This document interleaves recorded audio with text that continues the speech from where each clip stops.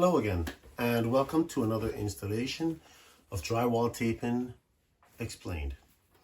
Now, taping is a very unique groove of the construction trade, and there's a lot of steps to get to the end. And breaking it down in this manner, I think, fits what taping really is, because it is many layers of application.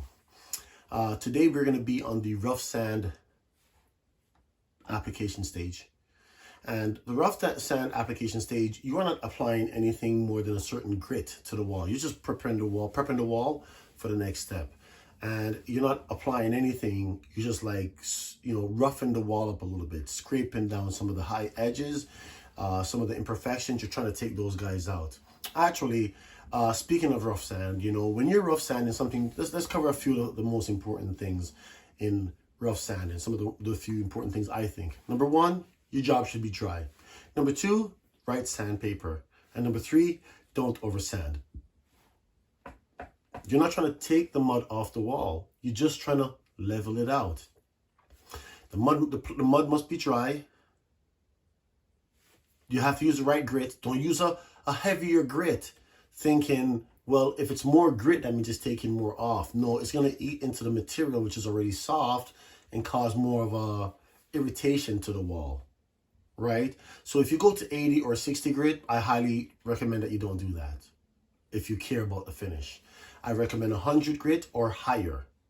80 grit is a very big possibility. 80 grit is a very big possibility for somebody who's more experienced and understand that you cannot lean a lot of pressure on the machine or on your tool. That's fine. So I highly recommend 100 grit. And if your work is at 100 grit and you're taking it off, that means you're doing your work well.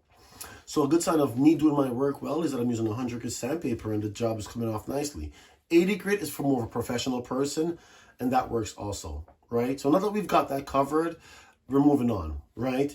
And moving into drywall sanding, into rough sanding, you could use the machine, the sanding machine, right? Or the sanding tool, such as your pole and your head, to sand it. The sanding block is not really now because the sanding block is more detailed. But a sanding machine, that works great. Or just a pole sander with a sanding head on top is also a fantastic tool to use. But the grit of the sandpaper is the most important. I'll go ahead and recommend 80 grit sandpaper, but realistically, that's for more people who understand that you're not trying to take off the mud off the wall. You're just trying to scuff it up, take out any lines, anything that's irritating. But the one thing you must keep in mind is that you're sanding the entire wall. And the reason why you're sanding the entire wall is because even though you're putting the mud on the wall to fix the wall, sometimes it splashes all over the wall. And now is the time you want to sand all the wall, because after you tape, after you pre-fill, after your mud is splashed and everything like that, now is the time to get rid of all those things. And the reason why is because it's bigger, it's harder, and that it will show up later once you paint or prime, especially if you just skip over certain spots on the wall. No. Again, I highly recommend you sand the entire wall. Moving on with the aim or the goal of the job, which is to fill this wall flat and even, you're going to be using that tool to even out some of the spots on the wall, right? So you need to make your passes even, consistent, and very flowful. And I guess that's really it. I could repeat it, but there's no point repeating it, right? The most important tip I'm going to leave you with is do not over sand.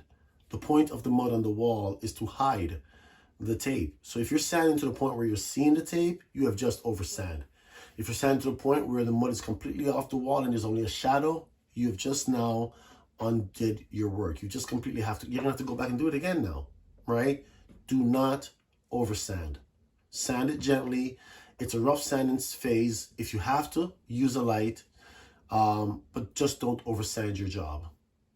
Like I said, there's nothing much to mention here other than sand the entire wall. Use the right grit sandpaper. Do not over sand. I have more videos on this specific item. I have some videos on here. I'll do my best to leave it within the link. Thank you for watching. Like, share, and comment. If there's any question, put it in the comment box. I'll either make a video or I'll respond to it. I appreciate your time. Have a great day.